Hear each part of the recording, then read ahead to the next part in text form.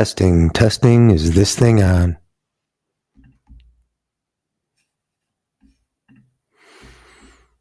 Hello, everybody. Hope you're having a fantastic day. Just wanted to go live, see if I can get anybody on that wanted to ask any questions. Otherwise, as per usual, I will just kind of give us a little bit of a rant, trying to make some content packed with information and value. We'll wait a couple minutes before we get into it. A couple topics I wanted to discuss is strength software. As I just recently received a Dragon Door email. I'm going to pull that up. Dragon Door is the company that made the Isometrics. I'm sure you are all familiar with the Isometrics. Actually, I have a poll up right now on my YouTube that is asking what my subscribers are watching, or excuse me, what my subscribers are using. What tool? Is it the Isomax? Is it the IsoFit? Is it none of the above? Is it all of the above? Okay, let's see if we can share this screen here. So this is the email I got from Dragon Door. One more second. Is anyone hopping in here? Okay, here we go. Let's go bang. Here.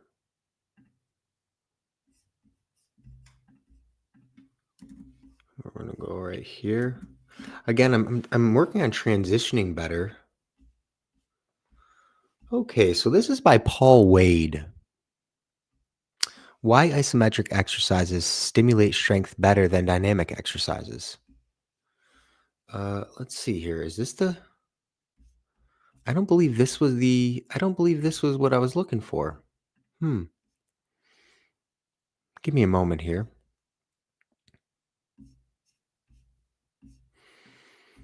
Okay, yeah, it is.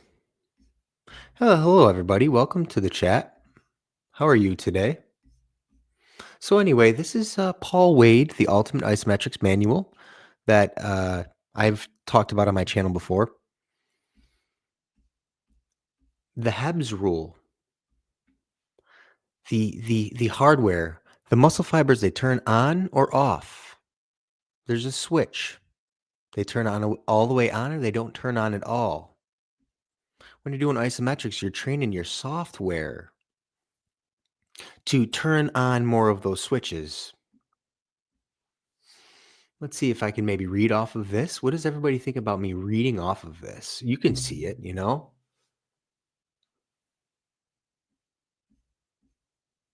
Individual muscle cells have no dial on them, just an on and off switch. They either fire completely or not at all. This is called the all or none law. How effectively our nervous system can turn on those muscle cells represents our strength software. So when you're doing isometrics, you can imagine you're updating your apps to the newest, what is it, a firmware, a software? You're doing that with your body every time. You're teaching your nervous system to activate more muscle fiber. We don't want to be running on the old software. We want to continue to adapt. So if you guys don't know Dragon Door, again, they built the Isomax. Let's get into the force velocity curve here. So the velocity of shortening. The force goes up the slower you go. The force goes down the faster you go. Okay. So I've said this a lot. This is going to allow isometrics to generate a lot of force. Other than that, thanks for sharing your knowledge. Thanks, Lewis. You're the man. Appreciate you taking the time. So I kind of think about isometrics as upgrading your software so that you can fire more of your nervous system in a moment in time, and more of your muscle fiber in a moment of in time.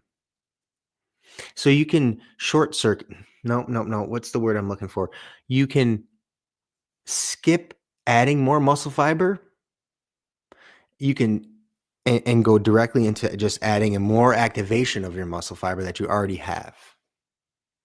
I hope that makes sense to people. So not only are you working your musculature, but you're working your nervous system, and that's something to consider and something important. What are we doing when we're exercising? What's our goal? A lot of it to me, it seems to be preparation and stability for things that we do outside of the gym. Okay, does anybody have any questions? There's a couple other items I wanted to talk about here. Okay, sticking on the topic of electricity, okay, and having your nervous system use electrical currents to activate motor units and create tension in the muscle fiber. Electricity in the body that you use. It's an interesting thing. You wouldn't expect your body to use electrical currents, but they do, and that's how they shorten the muscle fiber. So it's almost like driving a Tesla car. There's no waste, you know? There's no sound. There's no lag. There's electrical currents, instantaneous electrical currents happening in the body. Similar to stepping on, like if you were to have the fastest Tesla. It's a new way of, it's an interesting way of thinking about isometrics. Is using electricity to grow muscle fiber. It's crazy to think about, but that's really what you're doing.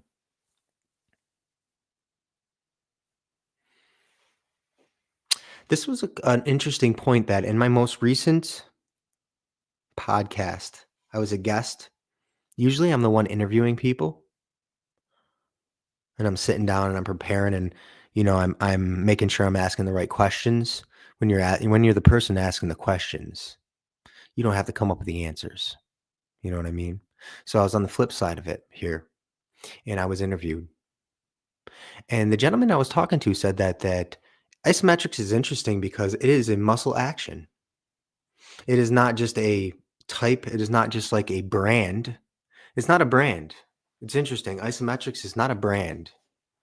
It's not like, for example, CrossFit or high intensity training, for example, or Nautilus. Isometrics is a scientific, technical, biomechanical, physiological action. We're exploring a certain physiological event. We're not just a brand. It's interesting. What is my favorite isometric protocol? It's a great question. I would have to say a 30-minute, 30 and 30 ISOFIT, using the ISOFIT, 30 exercises in 30 minutes, 45-second muscle contraction, 15-second. That is like just the most like full body. You got 30 opportunities to hit the muscles and the joint angles that you want. So there's a lot happening in 30 minutes there. And then I guess I'm going to have to throw another one in because it's not really the rules of the game. The game is to pick your favorite, but I really have to add another one. And that's the Isomax. The intensity of the Isomax, the pump that you get afterwards, that's more of a pump session there. The ISOFIT is just like hitting all the muscles of the body, the smallest muscles of the body. You're able to isolate and get within the ISOFIT. Then you move to the Isomax. It's a different beast. The Isomax, like the Big Five and the Isomax, That's all large musculature. You're not isolating you're not isolating much. Lewis, what's your favorite isometric protocol? What's your favorite isometric protocol? So with the isomax, like the cool thing about that too is you're getting your core because you got pressure at your feet, pressure at your hands, and your core is holding yourself upright. So the more that you squeeze your musculature, the more your abs has to keep you upright in your low back and everything. So there's no isolation in the isomax, and that's fine. That's fun.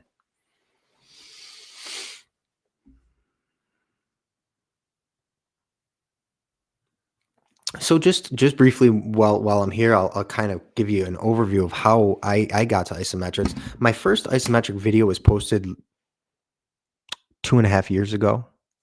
So still early on, still early on to the journey, but still have 2.5 years of reps of using it with myself and other people. That is both online and in person. The cool thing about isometrics too is you can crush them at home because you're not moving. So you really only need what square footage you need for isometrics, like whatever your body is, maybe say like 3 by 3.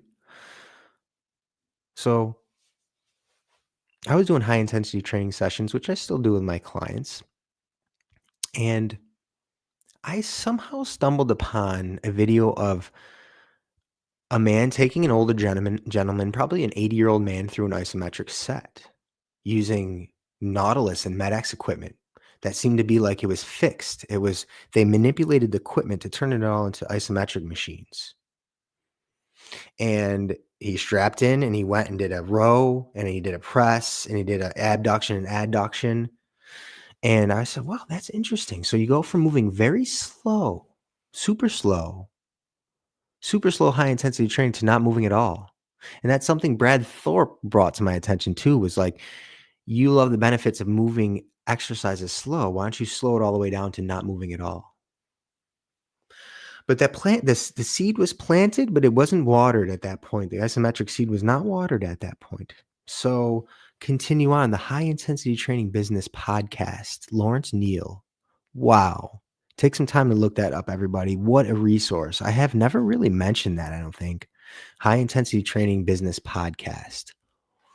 Lawrence Neal, he had Brad Thorpe on, Brad Thorpe of ISOFIT, and he was on for a podcast. And I've listened to a lot of these Lawrence Neal's podcasts over the years, and they're just they're so underrated and underviewed.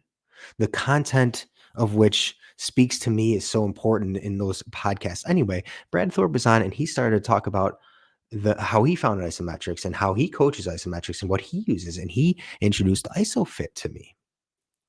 And the amount of resources I gained through knowing him and understanding what he does just really allowed me to apply it to clients immediately. I saw the benefits of using isometrics immediately. And the first time I ever tried an isometric was with a ratchet strap.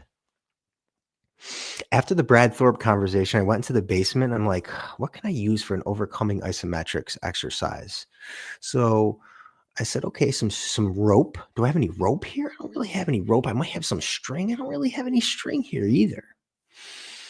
The ratchet straps that I use to move the Nautilus equipment. By the way, anybody who moved Nautilus equipment before, it is the heaviest pieces of equipment you'll ever move in your life.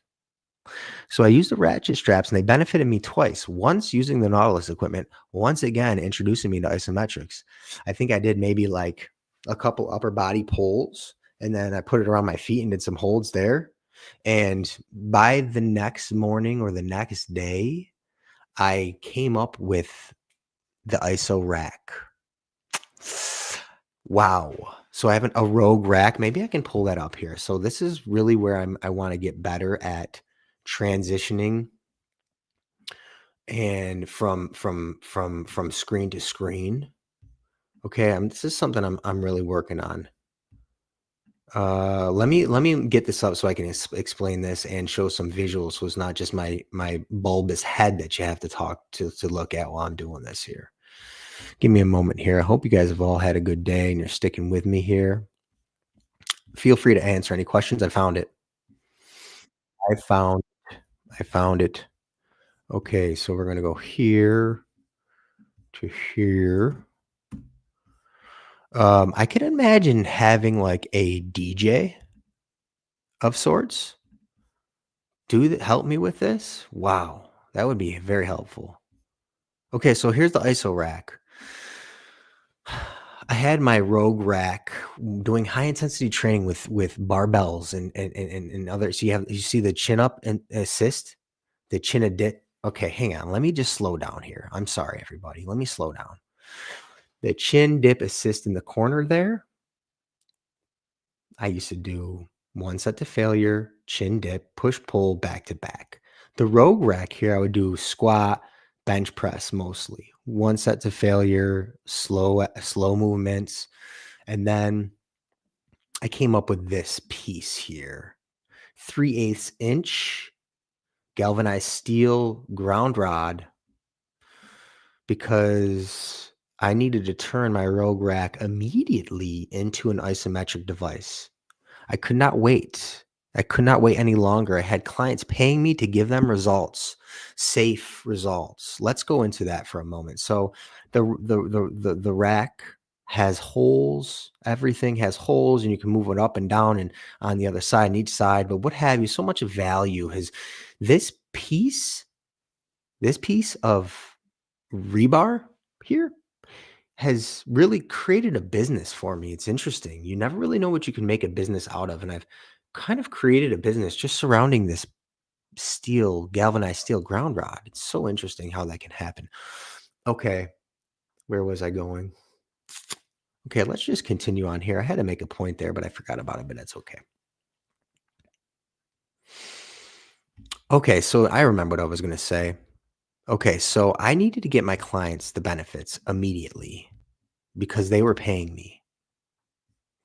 They were paying me to get them benefits without hurting them. And if anyone has done personal training before, you don't want to get hurt. You don't want to hurt other people. There's something worse than hurting yourself, and that's hurting someone else. But you also need to give them results, and you need to push them hard. And I realized that it is an interesting dance being a personal trainer. So starting to do isometrics, if you just did even 50% effort of what your 100% effort is, you will see results of it. So I no longer had to rely on intensity for results. I no longer had to rely on 100% effort from people. I just had to rely on them holding an isometric position. And as long as they're holding, and even if you had them pulling against this, if you had them pulling against this, the amount of upregulation of tension just magnifies and multiplies the exercise. Wow, it magnifies and multiplies the exercise. That's an interesting sentence there. I don't know if... Okay, so boom, it slides out and come on, G, go to another exercise here. Give one more for the people. Let's see it. What do we got here? Is that it? Seems like it's it.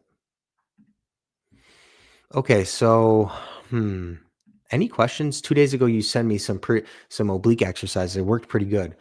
Great to hear that. I want to hear, we want to see results. We want to see results. So that's great to hear. Continue to work those exercises. Go back to continue to go to, man, I was wondering if I can pull up. Give me a moment, one more moment here. Let me see if I can pull up the oblique exercises that we're speaking of here. Give me one moment. This is why I need a producer or a DJ. Okay, if you need some online training to get you set up, Zoom call me. It's very easy, and all I really have to do, and all you really have to do, is log on, and it's easy to take notes. It's easy to take notes and have good data. Share screen. No window. Photos. Share. How we doing here? Okay. Hold on one second. Let me just go back here for a second, make sure. Okay. So, right. I'm sorry that I'm okay.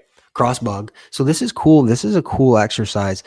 People don't use their own body resistance, the manual resistance, enough in isometric. So you're pressing against your knee and your knees are pressing against your hand. Imagine how much tension that's creating just using your own body. Now, something to consider here also is this leg is pressing down. You see how I have a 90-degree at my knee? I try to keep this leg as straight as possible. This leg is pressing down and this hand is pressing down. There's a lot more than just this here, this where my hand meets my knee. So I if you were to tip me upside down, I wish I could, let's see if I could flip us here. Can I flip us? Okay, here. Whoa, whoa, whoa, whoa. Hang on a second. Doesn't it look like I'm marching or doing an A skip? I gotta take a photo of this. Um, doesn't it look like I'm doing a marching? I'm marching or I'm doing an A skip? So a lot of times isometrics replicates marching and sprinting and skipping, which we found to be very beneficial in moving. So when you're in position, think about what it would be like if you were upright. Okay, so talking about the ISO fit, here we go. Here's the ISO fit. This is another. So the question was, this gentleman asked me if I had any oblique exercises. Now, my answer to him was, what tool do you use? I believe this was the discussion. What tool do you use? And he said the Isomax. And I said, remember, the Isomax is keeping you upright. So your obliques are heavily isometrically contracted during what the deadlift or this, anything that you're doing with the Isomax, you're using your obliques. You're getting them there. But directly, the only way to get the obliques directly is to use the IsoFit or to use your own manual resistance or to use the wall. You can do these against the wall. You're flexing your trunk and your hips and you're pressing them away from your body. You're kind of creating a C here. Brad Thorpe explains this as a C. Wait, no, let me see if you can see it. Can you see can I draw on this? I bet I can draw on this. Let's see here. No, markup, done. Can I draw on this? How do I draw on this? Anyway, I hope you can just see you want to create a slight C. Again, going back to isometrics, see how his arms like this? It all matters. It all matters. So him pressing his arms down, he's getting some rear delts, but he's also bracing himself. Again, going back to isometrics, having to brace yourself because you have multiple points of pressure and resistance, and it's forcing you to contract your muscles for stability. Okay, I'm gonna get me back here. This is some good practice. I thank you guys. I thank you guys for joining me. I really want to take some time to make it about you, because at times when I'm doing this, it seems like it's a lot about me, when really my goal is to mold your menu of lifelong options so that you can rise above the challenges that come with having a human body on this planet. So it's not about me because I've got my menu. My menu's figured out. My lifelong sustainability exercise protocol is pretty much mapped out. What's important to me is what's important to you moving forward.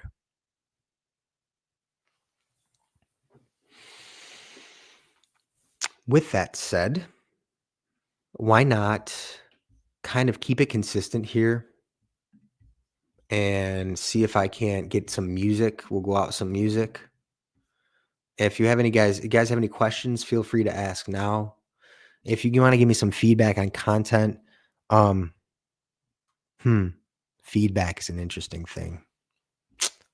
Do you really want feedback? You want feedback, but I was just going to ask for feedback, and I'm still going to ask for feedback, but I got to get better at just accepting feedback.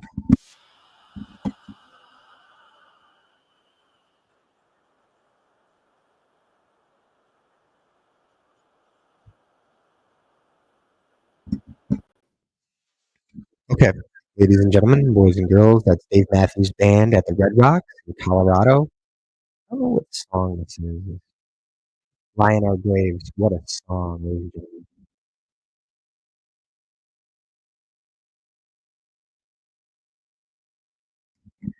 Lewis, my man, thank you, brother. Appreciate that, dog. If I can do anything to help further help your process, feel free to ask. Okay. Thanks, ladies and gentlemen, boys and girls, over and out.